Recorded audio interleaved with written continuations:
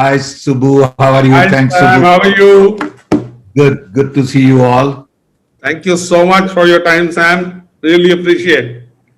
No problem at all. Thank you for the opportunity. Oh, it's our privilege. Totally. I mean, there's lots of excitement. So I should tell you, Shanta, Sam is a fantastic painter.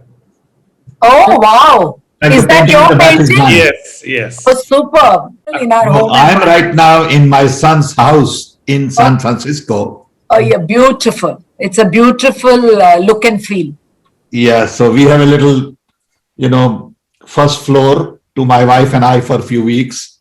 And they have 2 floors upstairs. So we just spend time here and then go upstairs as soon as we get up to play with kids. We have 2 grandkids here. Oh, wow. Okay. Hi, Danny, how are you? Hi, sir. I'm all good. Good.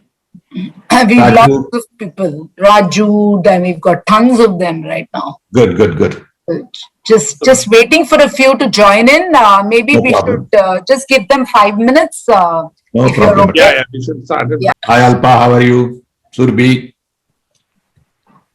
Hello, sir. How are you? So nice to see you here.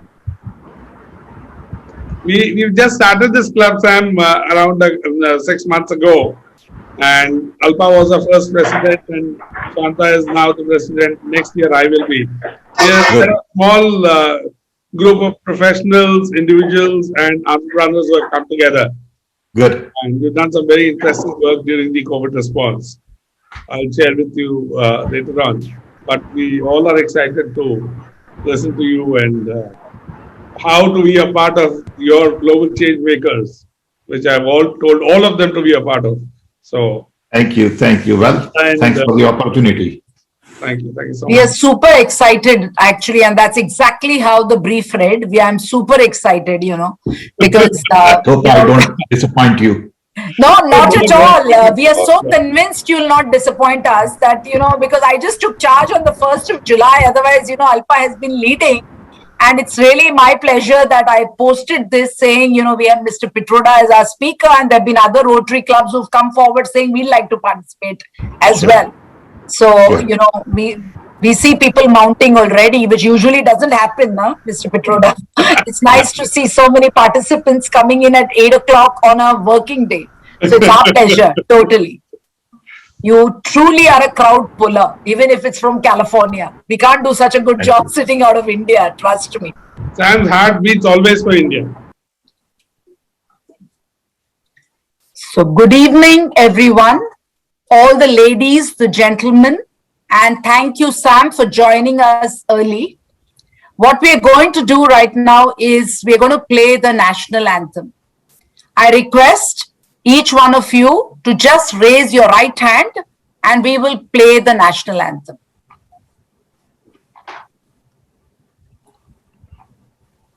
जनगण मन अधिनायक जय हे भारत भाग्य विधाता पंजाब सिंध गुजरात मराठा द्राविड उत्कल बंगा विंध्य हिमाचल यमुना गंगा उच्चल जलधि तरंगा तव शुभ नामे जागे तव शुभ आशीष मांगे गाहे तव जय गाथा जन गण मंगलदायक जय हे भारत भाग्य विधाता जय हे जय हे जय हे जय जय जय जय हे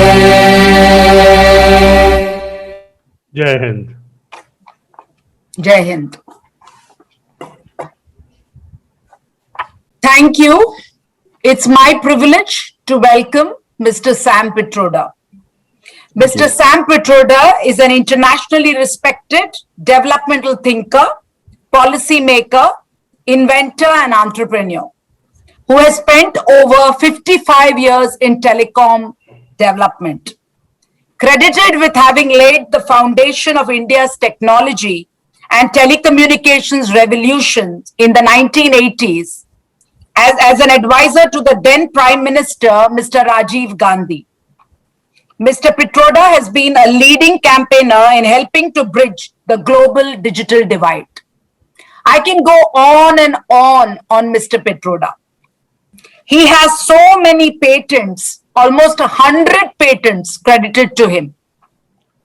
Every time I spoke about Mr. Pitroda, all I got as a response is, he is the game changer. And truly, it's our privilege to have him amongst us today. I must admit that when I was given this book by Subbu on Redesign the World, a global call to action, and he said, can you read this? It was quite intriguing to see that Mr. Pitroda in his book mentions about 75 years ago, the world was designed, especially after World War II in around the 1940s. It's interesting to see, I wasn't even born then, and I hope many people on this call were also not born then, but the design was led by the US. It's so nice to see the way he has mentioned some of the pieces in this, where he speaks about how the US introduced UN, the WHO, the NATO, and things like that. It was all about human rights. It was about a generation of us who focused on other stuff that was capitalism, consumerism, and most importantly, the military. The entire design of the world started there. And what Mr. Pitroda's biggest attempt is, let's redesign the world so that we leave behind, for what we like to call the universe, a better tomorrow, which is all about inclusivity, basic needs, not just about democracy, which we have enjoyed till now, but it's about planet and people. Mr. Pitroda, this gets me back to what we like to call the triple bottom line. And very nicely, we speak about planet, profit, and sustainability, which is so well articulated in your Redesigning the World. And most importantly, you know, the two additional P's that you've touched upon, which is peace and prosperity. Actually, this world is becoming a 5P philosophy. And I'm so excited to see what you want to call as the global call to action.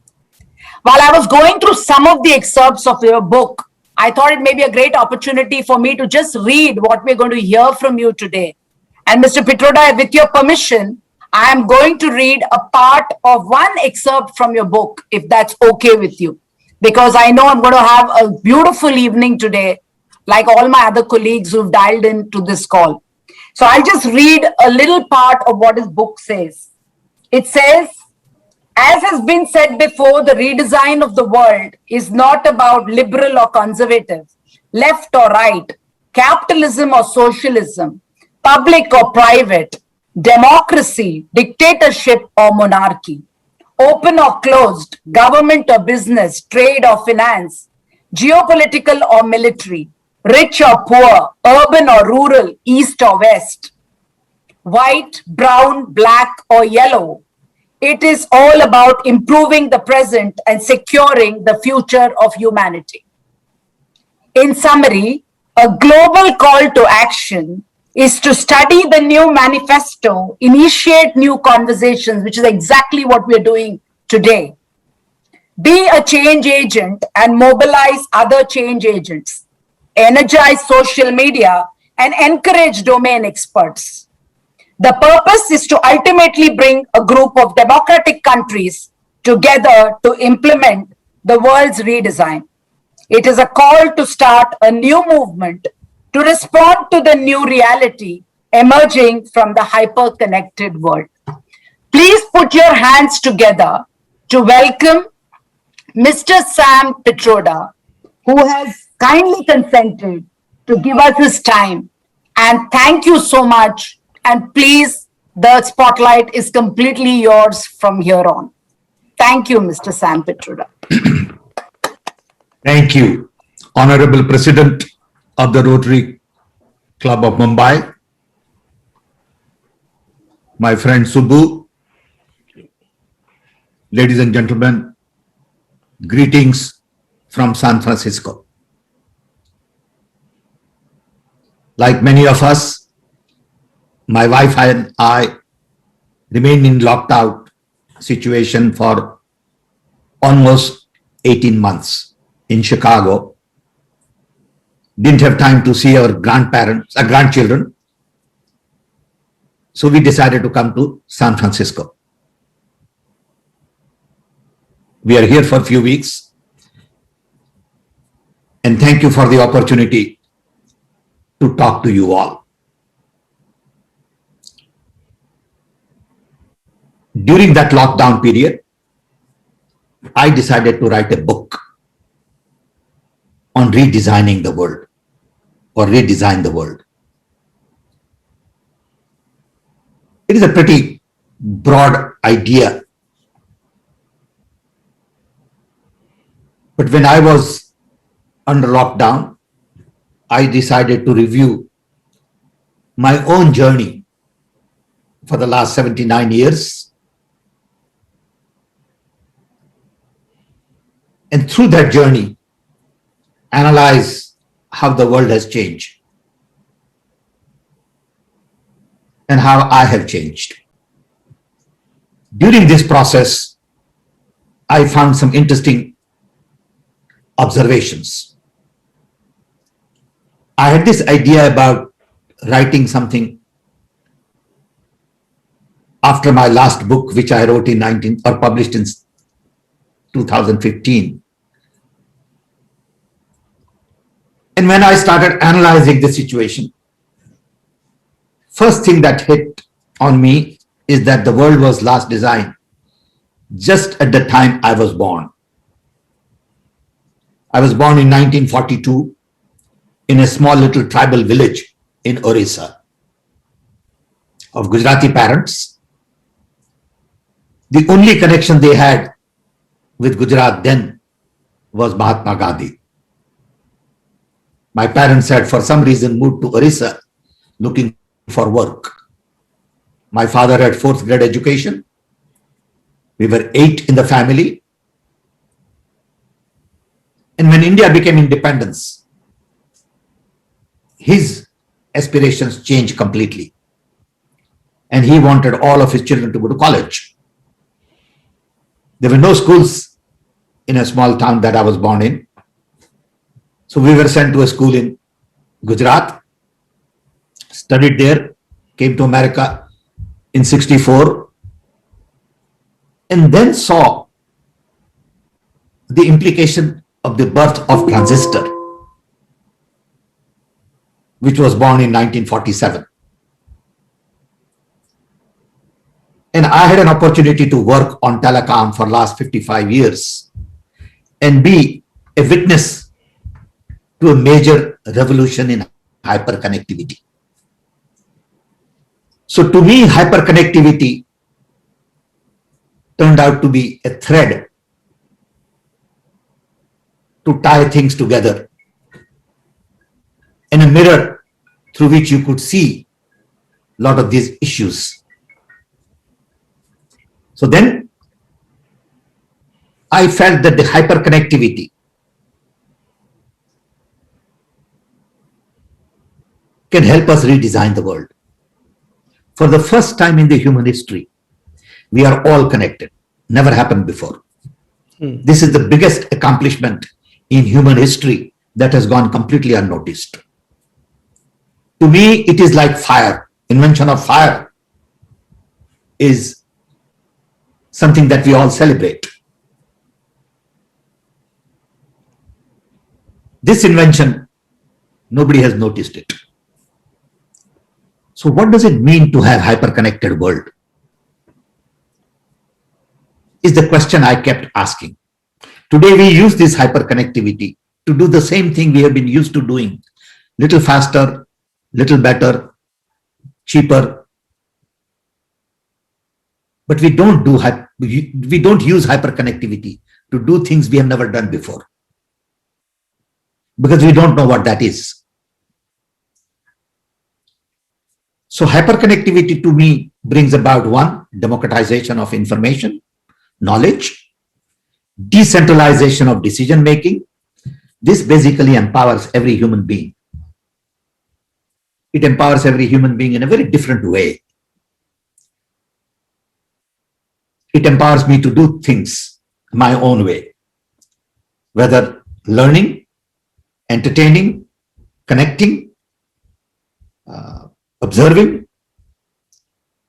All of these things are now completely decentralized. And I don't need to really go travel all over to get information.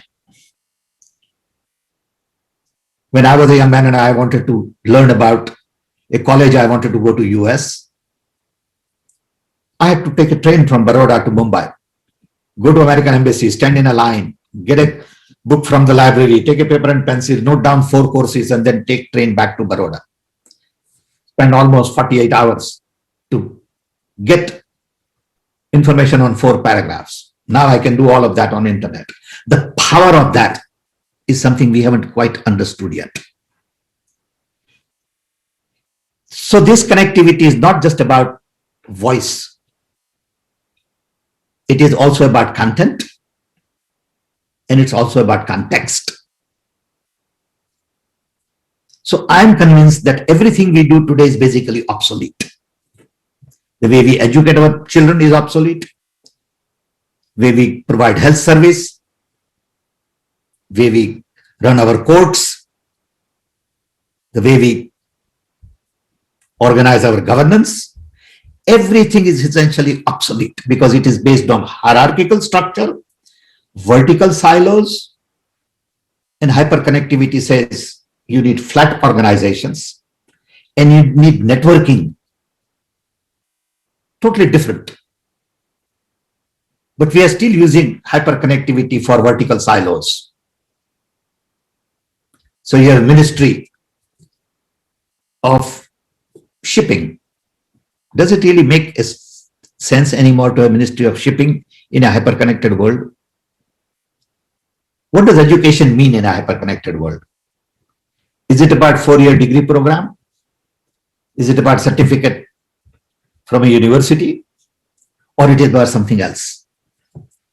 So these are the questions that led me to think about the design. So the last time we designed the world was just around the World War II. US-led team came up with a design that gave birth to UN, World Bank, IMF, NATO, WTO, WHO, GDP, GNP, per capita income, balance of payment, trade deficit. All of these things were set with the idea of control in Western hands. So UN had to be in New York. World Bank had to be in Washington. All of these things were structured so that you create a rule-based system for world to follow. Then world was bipolar. You had a Soviet Union and you had American group. American design was based on democracy, human rights, like the president said, consumption, capitalism, and military. The Soviet design was based on exactly opposite idea. Rather than democracy, it was dictatorship, party-based rule. Consumption was controlled. Human rights were not well respected. And capitalism was state-controlled economy. But both had the military as the core. So both started building nuclear armament and defense industry and all. In this bipolar world, most of the world looked to America for development. America had to rebuild Europe, Japan, so everybody agreed. And that design served us well. It improve longevity, decrease infant mortality, democratize technology.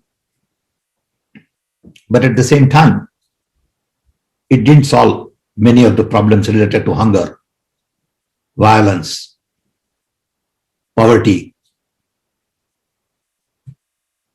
sort of inequality. Today, 75 years down the road, we realize that we have not created any new global institution in 75 years. How could a design last for that long when we have seen so many changes in 75 years? So I started observing all of the major changes. And in my own way, I came up with 7 key, what I call tipping points. First one is decolonization of the world. The entire world got decolonized in a very short period of time because of the independence movement led by Mahatma Gandhi. No one ever thought in 1942 that world will be decolonized all of a sudden. So this design did not take care of free world. Then came rise of China. No one ever thought China will rise the way China has been able to rise in the last 30 years. Then came fall of Soviet Union, fall of Berlin Wall. Simultaneously, technology got democratized, became pervasive. When I came to America, I had never used telephone in my life. I had never seen a television in '64 in India. Now, world over, everyone has TV, everyone has telephone. You can get access to air conditioner, and all of this stuff has changed everything all over the world. A little kid in Maharashtra can go visit Guggenheim Museum on internet. This device has become window to the world. In that kind of an environment, we need to think very differently. So on one hand, technology has been pervasive, has given a lot of benefits, but at the same time, technology has increased inequality. Rich have become very rich, and lots of people have remained poor. Then came 9/11, which was a response to a unipolar world, which shook everybody. Increase in terror, violence. And finally, COVID-19.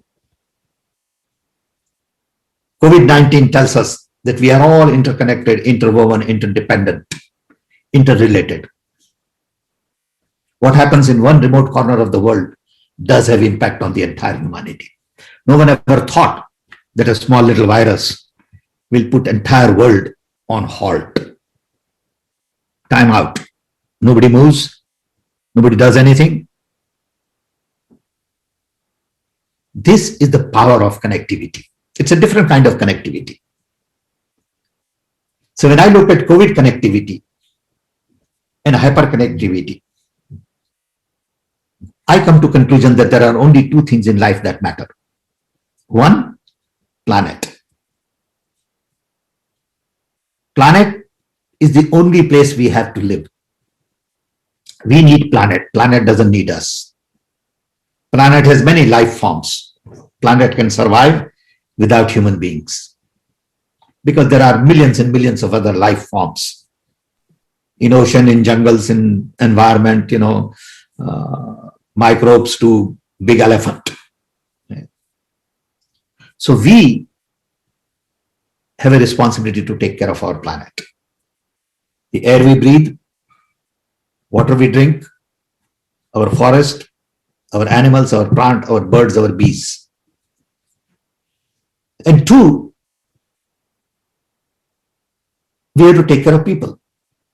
So planet and people to me are the core of the new design.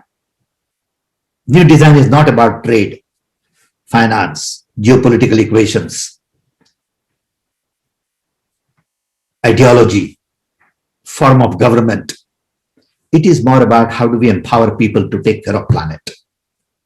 And how do we empower people to take care of each other? Humanity is much bigger than any religion, any other cause, any nationality. We are all same. And look at the inequality we have created in our mind, right from gender inequality. Inequality, for example, in America about Black Lives Matter. In India, Harijans, Dalits, minorities, Hindu Muslims. It's crazy that we divide people based on our ideas and we want everybody to be like us. The beauty of this world is our diversity. The fact that we are all different makes it very interesting, enjoyable, educational. If we were all same, it would be pretty boring life. So the key to new design, according to me, had to be focused on planet and people. Technology gives us an ability to expedite the process of development, but technology is just a tool. So when I started looking at this, it was very clear to me that we are not quite well focused as a civilization to give right priority to planet and people. We wind up giving priorities to money, management, efficiency, productivity, shareholder values, and all the things that really don't matter at the end of the day. We know that money can't buy happiness. We all know that, but we all still chase only money. We don't chase happiness. And it's not rocket science. We know it, but we somehow get trapped in this journey where everybody wants to consume more and more. Bigger homes, more cars, more jewelry, more whatever. Everything is more, more, more. And during COVID crisis, I started analyzing everything that I have acquired in my life in last 55 years in the US. And I started questioning, saying, does it really make sense to have all this stuff in the house? Number of suits, number of ties, number of t-shirts, cars, all this stuff. So this consumption-based mind has really created a world where we have lost track of the real issues. Everybody has to buy and consume unnecessarily.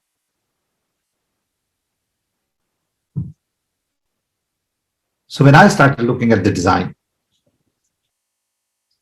I realized that today democracy is a threat everywhere. In America, you know what happened during Trump regime. And democracy has been hijacked by nationalists, by populists, by people who want to divide everybody, by people who have wrong agenda. According to me, they may have right agenda according to them. I respect that. Okay. But any agenda that divides people is a wrong agenda to me. So democracy today is in danger because civil society has not been allowed to participate in the decision-making process. Democracy in danger because we have lost scientific temper. We don't think logically, rationally. We think about emotions and sort of, sound bites and get affected with emotions and all. And scientific thinking is all about rationality. It's about having ability to have open conversation. And then we have basically killed our institutions.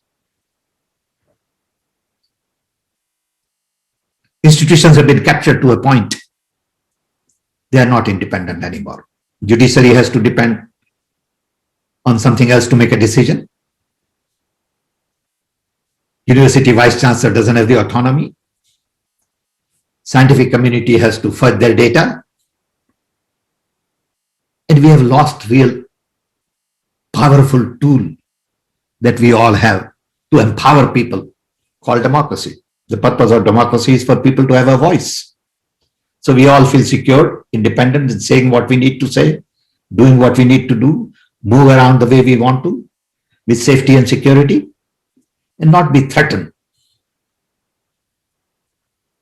So first task, from my perspective, is to rebuild democracy everywhere. And democracy has many forms. Even in monarchy, there is a democracy. Even in dictatorship, there is a democracy. It's a degree of it. Okay. But democracy cannot survive if it is not inclusive. Unfortunately, in America, democracy is not inclusive because of Black Lives Matter. In India, it is not inclusive because of Dalits and the way we treat minorities and all. So the first part of the design has to be to build inclusive society everywhere. Respect people, give them dignity, respect, security, and access to all the opportunities, education, health, equal access. This is a long way.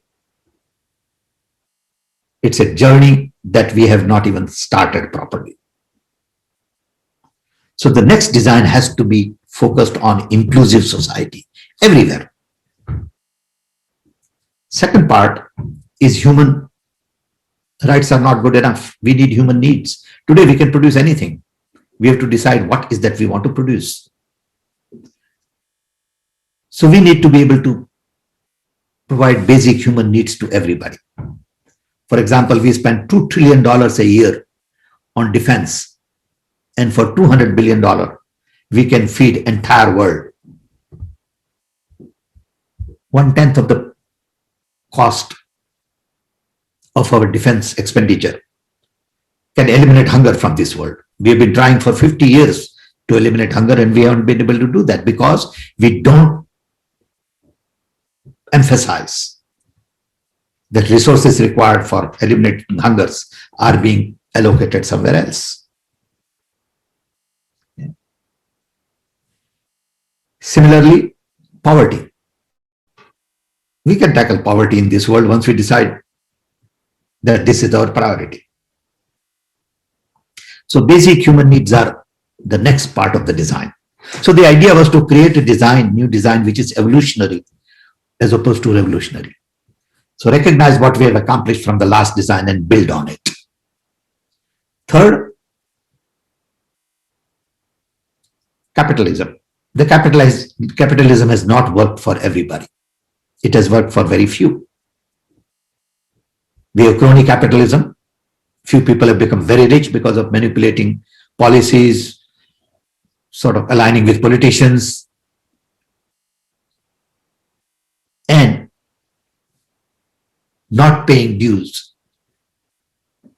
to their labor. Part of the reason all of the work moved to China is because Americans didn't want unions. They didn't want any headaches with unions. So they said, let somebody else worry about all this headache, let them produce. But they didn't realize that in the process, they'll create a monster. So unless you take care of your own people, pay them well, and not look for 10% cheaper labor somewhere else, because you'll make more profit, but you'll unemploy your entire community, and they won't have enough to buy later on. So capitalism has to be redesigned. It has to be bottom up and not top down. It has to be focused on small enterprises with networking capabilities, with hyperconnectivity to scale. These are all new ideas, but these are also known old concepts. There's nothing that we can't do, but we haven't done it. So we need to redesign completely our capitalist system. We need new economy. GDP don't mean much anymore. GNP don't mean much anymore. because GDP, GNP does not take into consideration your existing assets. I'll give you one simple example. You know, in Rajiv Gandhi's time, some people came to me and said, look, India is broke because you don't have enough foreign exchange reserve to buy more than 8 weeks of import. I said, how could India be broke? A country of 700 million people then cannot be broke. Look at all the talent, look at all the temples and art and craft and talent we have. He said, but that doesn't matter. I said, why not? What happens if I sell my Taj Mahal to somebody? Why should I have a foreign exchange crisis? I have so much asset. But you're not judged based on what you have. You are judged based on the foreign exchange you have in the bank. Now that's a wrong way to judge a nation. But that's how we do today. Okay. So we need new economics. We need new theories. I don't know what these theories are because I'm not an economist. But I know that what we have is not good enough. Then the idea of focusing on consumption, go on buying things to fuel your economy is not the answer. We need to conserve. We need sustainability. There's no sense in go on consuming unnecessarily. And finally, I hope as a civilization we have matured to a point we can sort our differences across the table and not build military hardware to fight. Today, the Ministry of Defense is really Ministry of War. Ministry of Health is really Ministry of Sickness. It's not Ministry of Wellness. So everything has to change.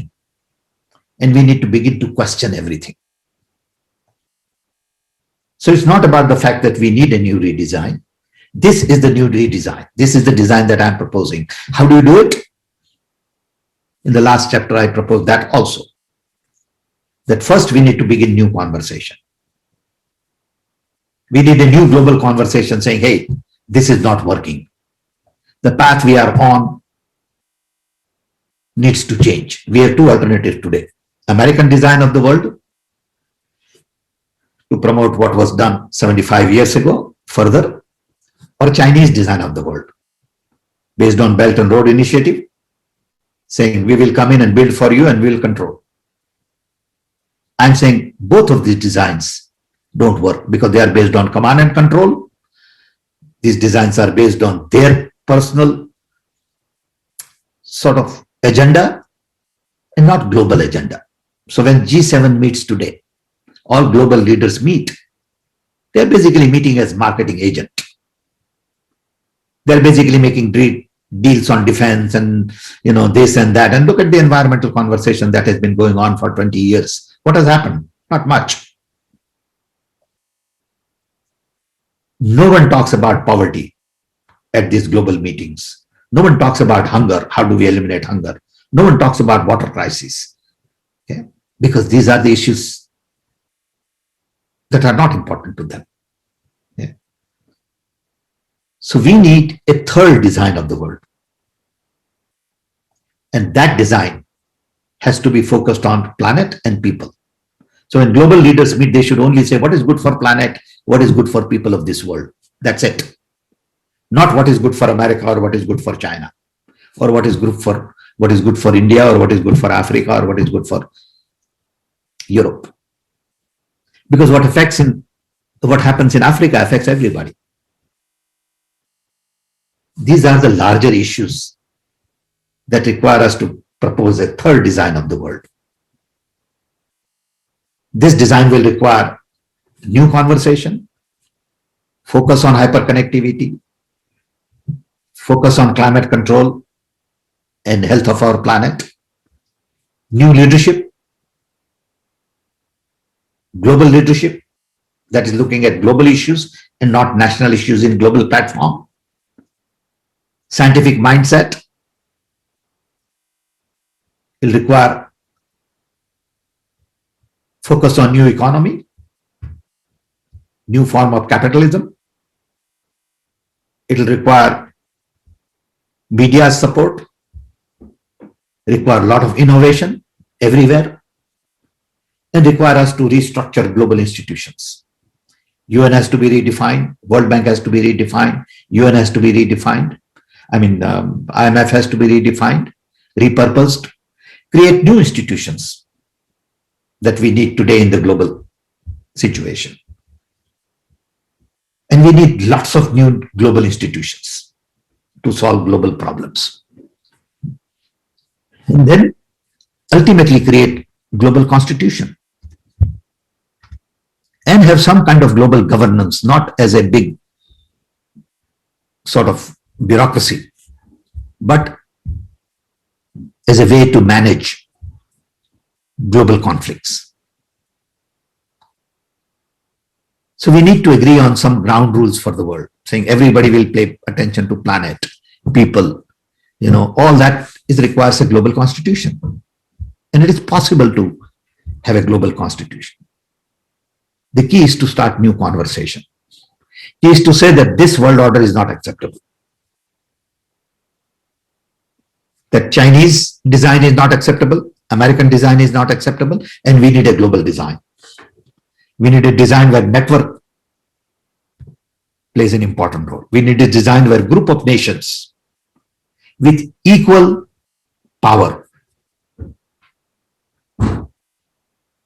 at the table to work out a new design. So the book is all about initiating a new conversation. I may not see the result in my lifetime, but that can't stop me from proposing something. It is a daunting task, but it can be accomplished. We need young people to understand, appreciate, and begin new conversation on this to be able to take this forward. With this, I want to thank you again for the opportunity, and I'm open for questions and conversation and interactions. Thank you.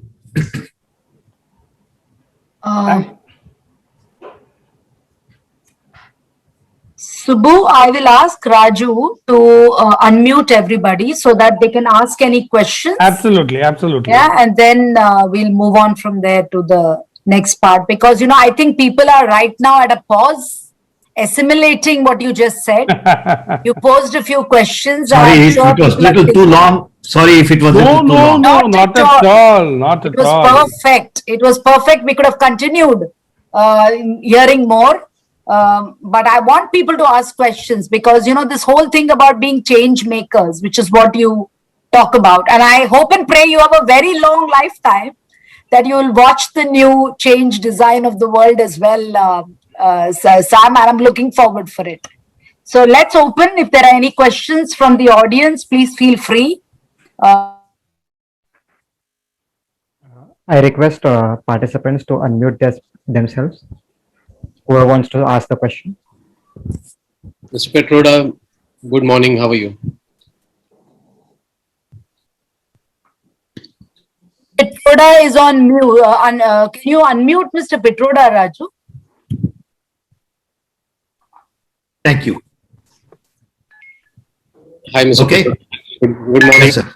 Good morning, and thank you very much for a great talk. Though I agree with your direction, I am not a skeptic, but I am a realistic person. So my point to you is, given the current trends that you see, there are hyperconnectivity, which is flattening a lot of things that were not available earlier to everybody. So the ideologies are breaking down, and so are boundaries. So there are two parts to my question. First part is, in this environment going forward, do you see any reason for the existence of nations as a concept?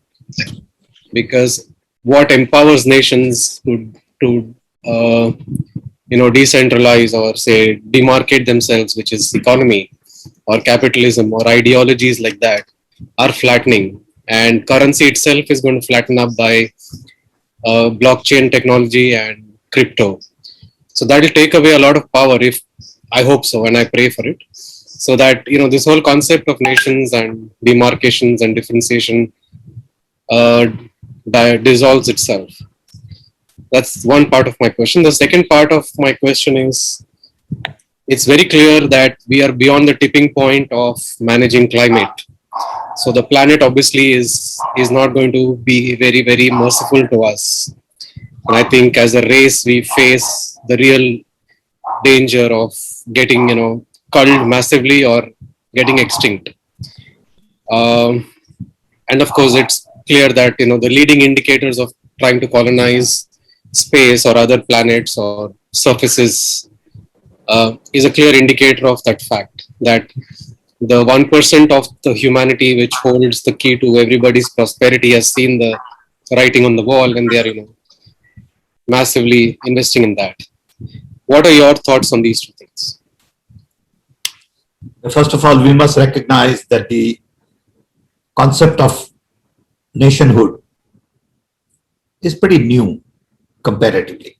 It is only in few hundred years, couple of hundred years ago, you could go anywhere you wanted and just settle wherever you wanted. So I think over a period of time, concept of nationhood will change. It will begin with digital nationality. So all digital citizens will become global citizens. Take, for example, many people today live in country A, work in country B, get paid in country C, and the whole idea of work has changed. A software man in India could be working for an American company, or an American person here could be working in Europe and living in Florida, but working for a company in San Francisco, California. What does it mean to income, tax, work, residency, nationality? So all of these are fuzzy areas right now. Okay, because work has a different meaning. Work does not necessarily mean anymore to go to a physical place at 9 o'clock and come back at 5 o'clock and put a stamp that yes, you were here. So work will have to be redefined. Okay. So I think over a period of time, boundaries will have less and less meaning. I mean, am I loyal to India? Am I loyal to America?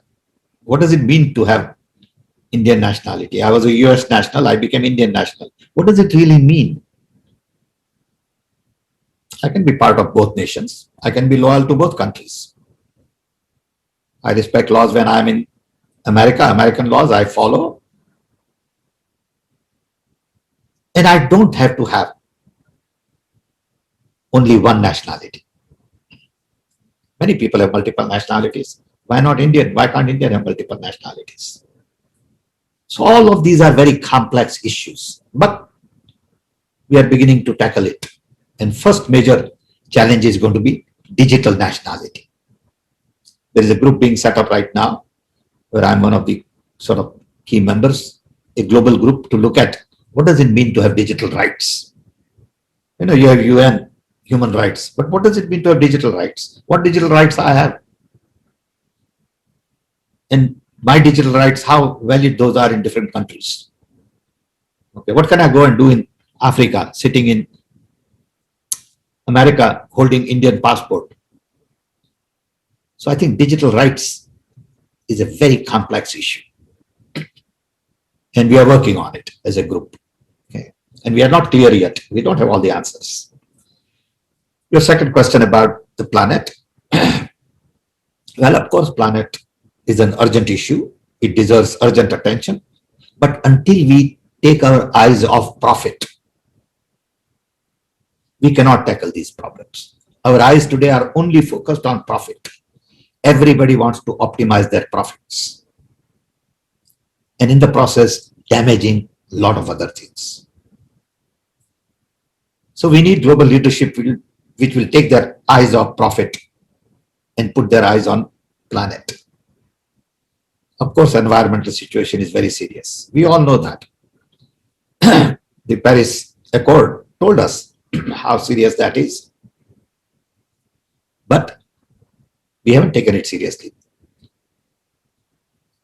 And I think it is about time that people wake up and begin to take care of their planet. I was talking to a group of people in Mexico. I've been, having weekly conversations with them for last 1 year. And the water situation in some part of Mexico is so alarming. It is absolutely unreal. And nobody's paying attention. So this is going to play out in the next 20 years.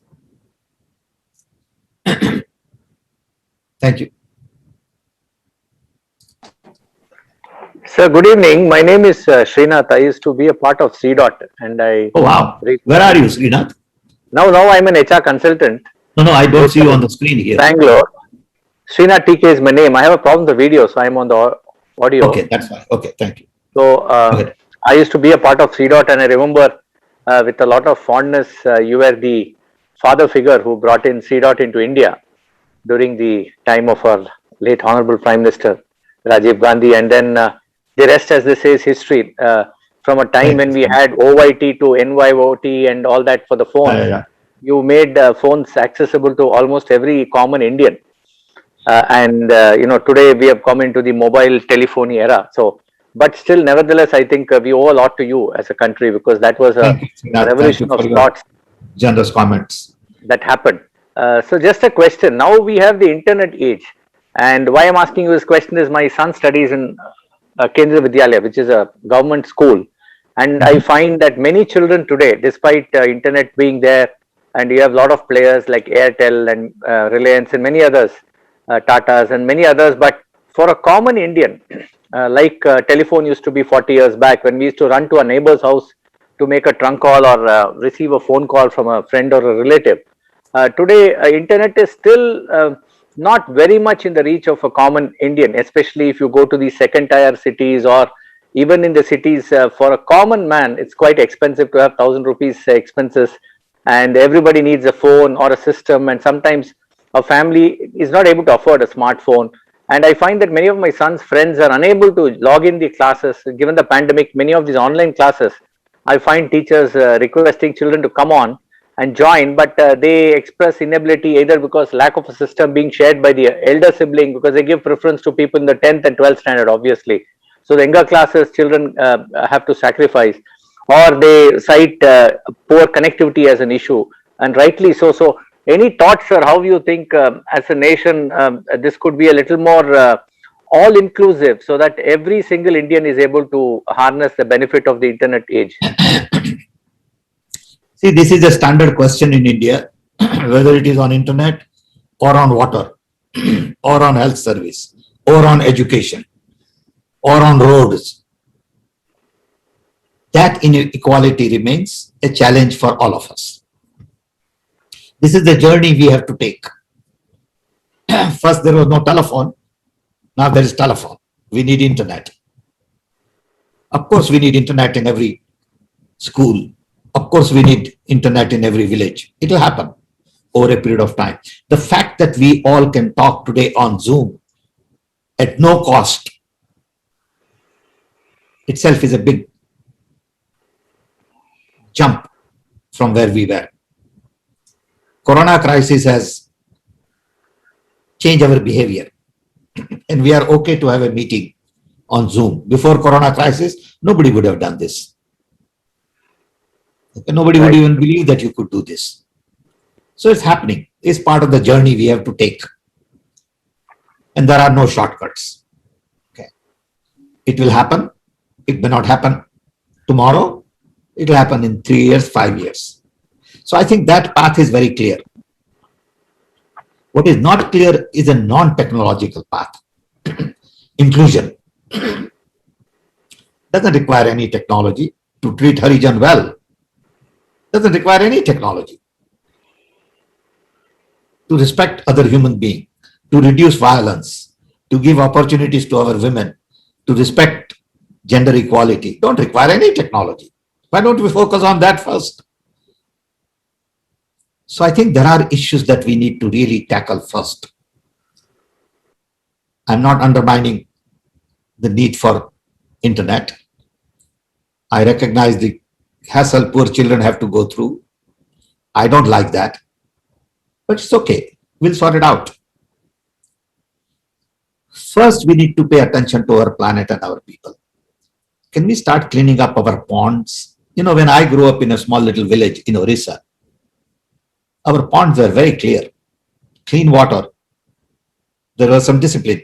People washed at one place, animals at other place, and water was okay. There were lots of trees, green, forest. Now when I go there, it's a different world. Ponds are stinking. Trees have been cut. Mountain is all bare stone. What happened?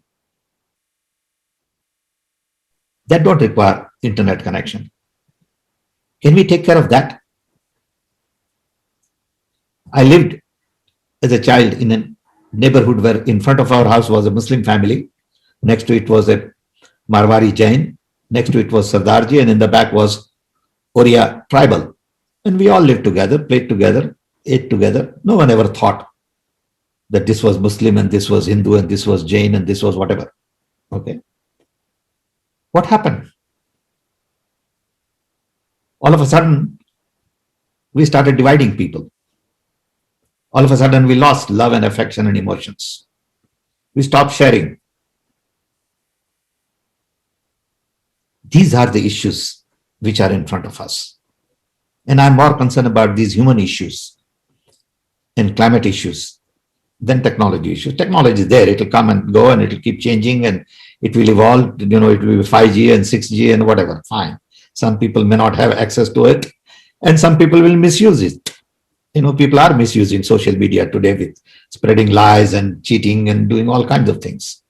I don't like it, but that's part of the package. It's like a knife. You cut your fruits and you also can kill somebody if you want. You know, what do I do? Do I stop using knife? You know, so. Thank you, sir. Thank you. Richa has raised her hand from quite some time. Richa, can you come in, please? Yeah, so as inclusion, we would like Richa to come in now because we've seen all the men ask the questions and I'm staying with Mr. Yes, Richa, how are you? And it's all about inclusion. Hi Sam, how are you?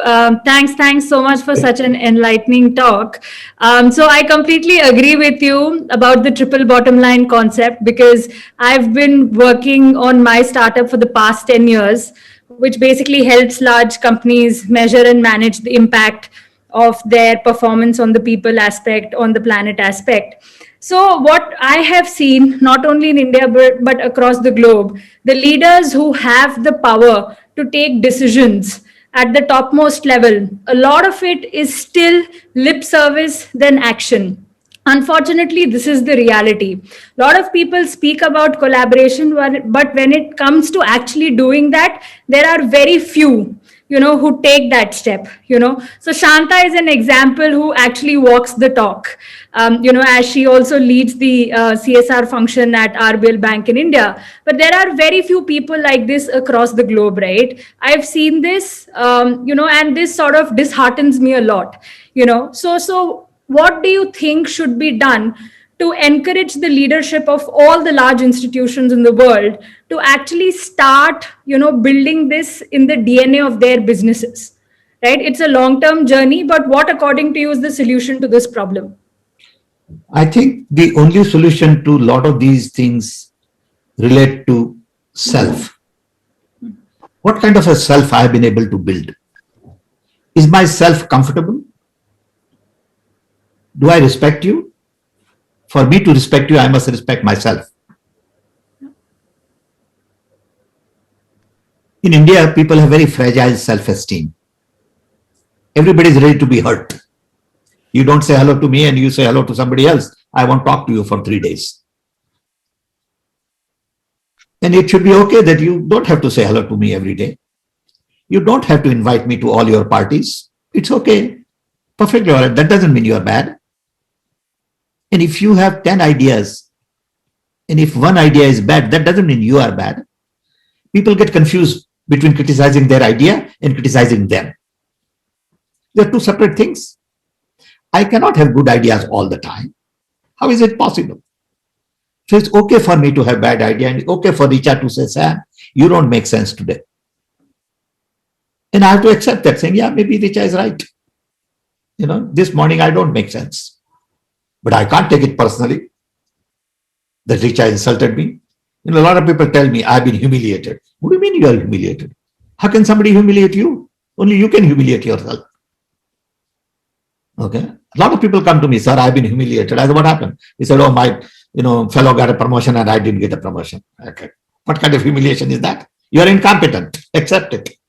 And change it. He doesn't understand that. Okay. So I think leadership is a very serious problem world over. We don't have the kind of leaders we had in Gandhi and Mandela and Martin Luther Kings and others. They're all petty fellows. Look at, you cannot run a country with a high school graduate person anymore.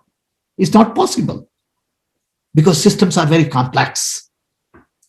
You need that understanding of complex systems. Okay.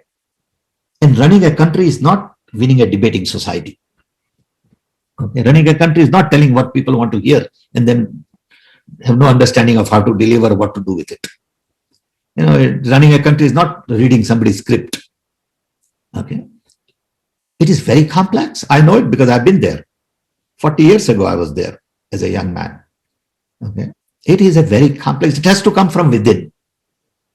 This is where Gandhian thinking come in. You got to build good self. Self that has values.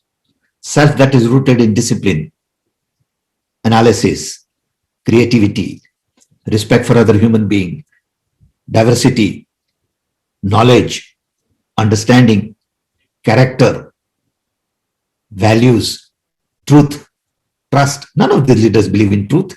They're all liars. Okay. And they know they are liars. How can they sleep at night? But they sleep very comfortably. So we have not been able to build good leaders because everybody is focused on short term and everybody is focused on self. A leader is one who is serving the people and not focused on self. Okay. Someone who is willing to help others and not willing to help oneself. Leadership is about sacrifice at all level, even in corporate level. If leader makes $100 million salary and the employee makes $50,000 salary, you know it. Okay, that's it. So I think we have created a very lopsided situation where leaders are only for themselves or narrow interest groups. Okay. And that's a problem everywhere. So we got to fix it. Sam, there are a lot of people who want to ask questions to you. Just wanted to. I see Meenu. Yeah, Meenu, Rupal, and Pooja, three of them are very keen to ask questions to you. I'll ask them to be very short and crisp. I will also give a short answer. So I just want to take a quick. No. We want your elaborate answer. Just want to take a quick check on your time because. I'm fine.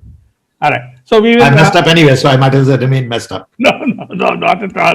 So I'll request Meenu, Rupal, and Pooja to ask their questions, and then probably we'll take all of the questions offline and seek your answers and share it with them. Thank you. That. Yeah. Yes, Meenu. Good evening. Good evening, sir. This is my privilege. I am so inspired. Your talk, I had written it in the comment section also, is not just thought-provoking, it is action-provoking. So, we are all action-oriented people in the Rotary, as you very well know, and this has provoked a lot of more action. I have been a follower of an engineering tool. It's a radical engineering tool called Sociocracy. It's originated in the US where you're sitting right now. My mentor also is there in the US, and I've been following this for the past 5 years. This side of the world, people don't know much about it. Now, it talks a lot about your philosophy, about consent-driven decision-making, about dynamic governance, about breaking the hierarchies and working in horizontal, working in consent circles, right? My question is very, very simple. While I can speak about what others should be doing and what can be done, my question to you is, as an individual, what do you think that I can do to make that measurable, consistent input that can actually impact? So as an individual in my lifetime, what is it that you suggest that I should do that can actually contribute to the change that we are seeking. And the second question to this is, of course, I will make those actions. I will want to contribute and how I can contribute as a citizen volunteer. The other question is, however aspirational, it's beautiful the way that you break it down and you say that three-pronged action. What is the near future for it? How optimistic are you for all the aspirational designs that you have mentioned? So these are my questions, sir. Thank you. Thanks, Meenu. These are very important questions for all of us, including myself. Okay. We all need to really focus on local challenges. On one hand, there are people like us who look at global challenges, but until you look at local challenges, nothing much can be done. So to me, India is about 650 districts, 650 different countries, 600 different communities with local consideration. So if Meenu decides that I want to change my neighborhood, Meenu can change the neighborhood. One person can change it completely. Okay. You can make your neighborhood violence free. You can improve education. You can improve role of women in your neighborhood. You can change young people in your neighborhood. Focus on your neighborhood. That's what we all did in early days. And that's where you build on. So don't try to boil the ocean. Boiling ocean doesn't work. Everybody wants to boil the ocean. Every young person I talk to, they say, I want to change the world. First, change yourself. Change your neighborhood. Change your family. Change your friends. Explain to them the value of democracy. Explain to them the value of truth, trust, honesty, character. Okay. Meenu can change Meenu's community. And if Meenu can change million people in her district, world will get on like fire. And lots of girls will say, I want to be Meenu in my neighborhood. Okay, it's not rocket science. You know how to do it. You just don't do it. You don't need anybody's advice, believe me. You don't need to read all these books. You don't need to have this software, but they're all bogus. You know exactly what to do. Just be a decent human being, which you are. And 5 girls came and met you, they will say, no, Meenu Didi is fine. That's what you need. They don't get to meet you. Okay? Because you will reflect your inside. Saying she's honest, she's sincere, she wants to help. Okay? She is loving, she is caring. She will listen. How many people can do that?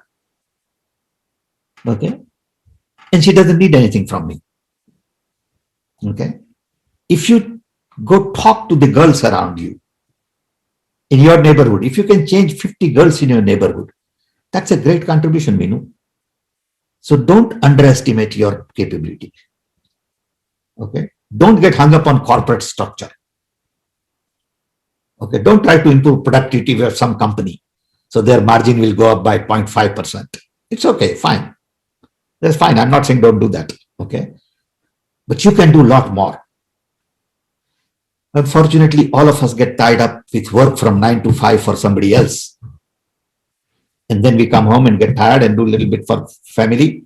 And then the day is over and the life is over pretty soon. Okay? You need to come out of that comfort zone. And we need to be active in the local community.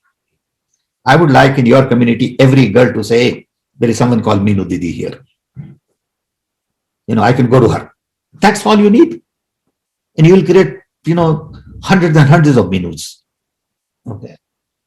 And I get the vibe from you. Okay. Just looking at you at a screen, I've never met you, and I know you can do it. Okay. And we have some great people in India. Believe me, we are different human beings compared to other. Okay. But we don't get to do things because we are still Brahminian in our approach. And it is to talk about things. Because to do things is Sudra's work. I'm asking you to do Sudra's work. Okay. And Sudra's work is to go on the street and meet with kids and talk to them and do this and do that and not give them advice sitting at some place. Everybody in India wants to be Brahmin. Talk, give advice, but don't do anything. We all need to be Sudras. Okay, go do things on the street. Take jhadu and, show people how to clean and not tell them to clean. And we can do it. You can do it. So let me know and I'll be in touch with you. Okay, and feel free to call me. Okay. Thanks. Thanks for a great question. Thanks, Sam. So I will ask Pooja to ask a question, and then we will go on to Rupal. A lot of people are springing up, but we'll keep it crisp right now. So next question, Pooja. Please be very short and crisp in what you want from Sam. Hello. I don't see Pooja. Yeah. No, I don't see Pooja. Okay. Hi, sir. This is Pooja. I see you now. Thank you. Hi. Yeah. So what I wanted to ask was, like, you touched upon the water crisis issue. Like in global meets today, we talk about climate, but we don't talk about poverty, water crisis and all. So I work in water and sanitation sector. So what I feel when we implement the project is we provide the infrastructure, but changing people's behavior about minding the use of water, like the waste they do, and mostly in tier 1 and tier 2 cities, is very difficult. So because most of the projects we do, those are in rural areas, but those people, they are like they are the people who will be impacted by the water crisis, but they still mind the use of water because they don't have excess supply of water. But people living in tier 1 and tier 2 cities, like, how can we bring a change in their behavior? Education, education, education. To change people's behavior is not very simple. Education is not necessarily the end point, it's a beginning. End point is their action. And people take actions only when they see other people take actions. It's like this: if I want all my people to come to work at 9 o'clock, I have to come to work at 8.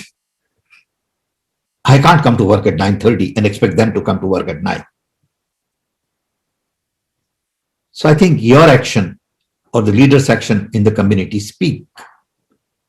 You need a lot more seminars and conferences and interactions and discussions on saving water, water usage, importance of water, cost of water, benefits of water.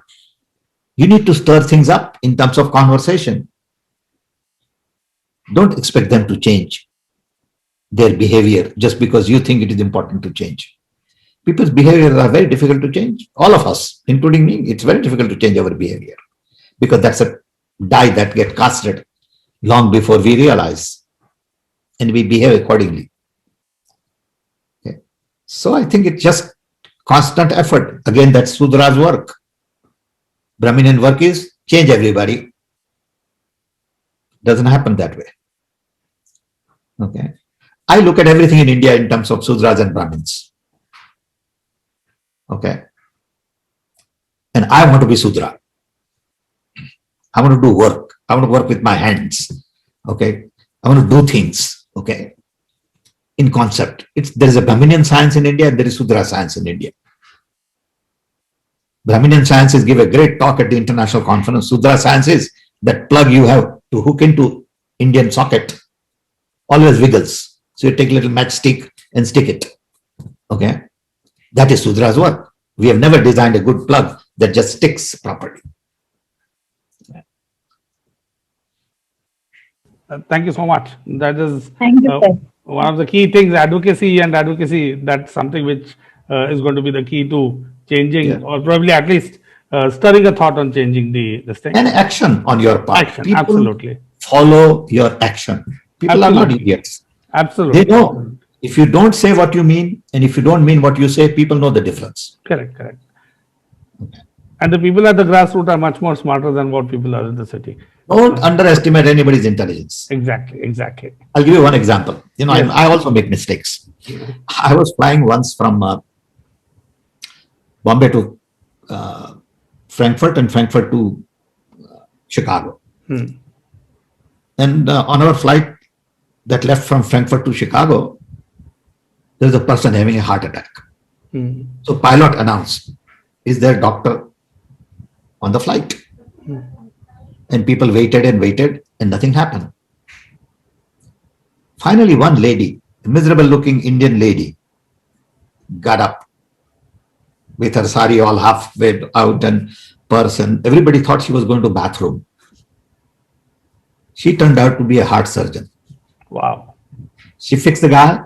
We stopped the flight in Iceland. She went to hospital with this patient. After 3 hours, she came back and the entire people on the plane all stood up and clapped for her. If I had met her somewhere, I would have never even thought that this lady is a doctor. Okay. Never underestimate, especially Indian lady. Absolutely. Okay. I learned my lesson. I said, what a stupid thing for me to assume. Then how could she be a doctor? Okay. So we all know that. Don't underestimate. So Subbu is well I trained. remember this example. Okay. Subbu doesn't underestimate any woman, especially at Absolutely. make sure Absolutely. that is well taken care We all of. have this stupid conceived pre-notions, you see. Right, right. Yeah, absolutely. Appearances Constant are deceptive. question that. Yeah, I was puzzled, you know. You know, this call to action is always the problem. You know, so we started this Rotary Club of Mumbai Inspire in last December. And you know, it was very strange that we were looking at shopping around to join one of the existing Rotaries. So Alpa and myself and another gentleman on the call, Sumit, three of us had lots of interviews, if you may, you know, use a better word, lack of a better word. And you know, it was amazing to see that there were some clubs, when you were talking about inclusivity, did not have a single woman other than the Anne. Always. And we said we are not joining this club. Exactly. It was not about being a feminist. It was about making a point, because you know, there's one thing that There's I'm nothing wrong also about her being a feminist. I mean, you know, I'll tell you why I don't want to be a feminist, Sam. The intention now is that in Rotary India, we don't have a single transgender. Our entire focus is to bring a transgender into this community. Good. It isn't easy, yeah? It isn't easy, but I know for a fact that, you know, if we do that, it's not about the statement. It's that simple thing that you just told Meenu. What is it that we can do within our purview, which is limited in nature, but is impactful? Absolutely. You know, just to make the little difference, not because we want to go into the history books of Rotaries, just to say this is true inclusivity. When you bring a deaf, you know, the beauty is the sign language. You know, the more I think about the sign language, we talk English, Hindi, Japanese, French, you know, we send all our children, but we never talk about sign language. That's universal. That is and that is a language which I think every human being can learn. You know, when I make gestures, I have this habit. I've always been told you make too many gestures while talking. But you know, the beauty is, it's beautiful that those guys, when I do this, they understand what I'm trying to say. So I think it's all about inclusivity, and I think you so beautifully articulated it. I'm sure the entire 70 plus people who logged in today must have had a phenomenal Shudra Brahmin comparison. You know, and I better be careful next time when I say I'm Brahmin, because that's going to cause a lot of unrest and non-inclusivity, Sam. So thank you very much. And of course, I'm going to leave it to now Subbu, who's going to, you know, obviously close the session for us, because I think we are happy to do another 2 hours with you. But we are conscious of time, and, you know, I think we need to be careful about when we call speakers of repute like yourselves. So I'll hand over now to Subbu to present the vote of thanks to all the people who've attended this session today, and of course our eminent speaker. Thank So, you, Subbu, over to Shantanu. you. Thank you so much. It was, as always, Sam, it has been a scintillating experiencing listening to you. And before I thank you, I just want to thank all our Rotarian friends who joined us today, and the board of directors of Rotary Club of Mumbai Inspire, and all the Rotary members from other clubs also who joined in today, and all other non-Rotarians also who have joined in today. My simple appeal is, please pick up this book and read it. It is a must read. And it's not what I am saying. It's our former Honorable Prime Minister Manmohan Singh ji. The remark, sir, please allow me to read it if you don't mind. Dr. Manmohan Singh says, Sam Pitroda uses his vast experience in public life and deep technical expertise to make a compelling and audacious case for a new design of world order. Stimulating read. I mean, I cannot agree more than this. It has been an amazing read for all of us. And as Rotary Club, Sam, as you told Meenu, we all members, we will take this opportunity to do a small change in our own small way and probably share it. I'm going to follow up with Minu. Yeah, I'll connect you. We all will connect you with her. And Okay. All we need is one Minu in every group. Absolutely, That's good absolutely. So we are blessed to have Meenu and we are blessed to have Shanta. Shanta is very infectious when it comes to doing good to people. And it Great. runs in the family, Sam. I'll just take 2 minutes in this. Her husband, Jasmeet, who asked the first question, cycles across the country to raise money on a cyclothon called Ummeed to raise money to fund girl child education. Wow. So, social consciousness runs very deep into their veins. And we have got aggregated, people like Shanta, Meenu, Jasmeet, all of them. Richa has done some fantastic work in her career. So we are all trying to, bring about change. And this conversation with you has really furthered this entire thing to make it into a structured process, which I've been talking to you, and try and create a community of change makers who in our small way will make a change, derive the impact, and probably share it with you also, and influence many more people to join the bandwagon. So this is one of the key takeaways that we would want to do. And thanking you immensely. I've had the great privilege of working with Sam, and a fantastic gentleman, great thinker, and no words in Renin and Martin are left. And 79-year-old man. Oh, no, 79-year-old, not old, 79-year young man. Always young at heart. His heart Right. always beats for India and has been a fantastic, when I worked with him, a fantastic boss, a phenomenal human being, a great support. He's a great supporter of what we do in water. And before I hang up, I'll just say, he created the STD PCO booths and democratized telephony at 1 rupee to the last mile. And that STD PCO booth has given rise to this, which has made our illiterate country digitally literate with mobile phones and digital literacy, even at a dhobi and even a beggar for that matter. All of them are empowered. We owe this to Thank you, Sam. you. Thanks, Subbu. Thanks, And- everybody. And with that humble thing, Sam, we have created water ATMs which are giving water at 1 rupee a liter. Shanta Great. and me, we are working on this very closely. Good job. And we're trying to democratize water. Whole idea is to get it at 1 rupee for 10 liters. So with your Great. blessings and with your idea, not thanking you enough, please bless our club and bless us. And we'll have many more Meenus and many more Shantas. And we look forward to being in touch with you and in dialogue with you. Subbu, blessing, don't do anything. Okay? So don't worry about it. You have enough blessing. It doesn't do a damn thing. Just hard work, Yeah.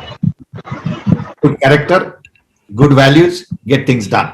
Good luck, everybody. Thank you. Thank you so Thank much, you. Sam. Good night. And thank you, everyone from Rotary Club of Mumbai Inspire and all my extended family of Rotary. I would like a special thanks to President Ashish Patankar, who actually took time out to be part of this. So thank you. Thank you to all my RBL colleagues and extended family across the globe who've joined in today to hear Sam. And thank you, Subbu, for helping you. us organize this meeting. I think we're going to have many more interesting sessions. So stay tuned in and watch the space of Rotary Club of Mumbai Inspire. I'm truly inspired this evening. Thank you to all the members as well. Thank you. Thanks. Thank you so much. Signing off. Bye-bye.